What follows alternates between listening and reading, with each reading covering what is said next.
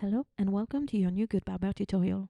Today we're going to focus on the progressive web app version of your app, and more precisely on its 404 page. When a page is not found on your progressive web app or native app, our servers return an error called 404 error.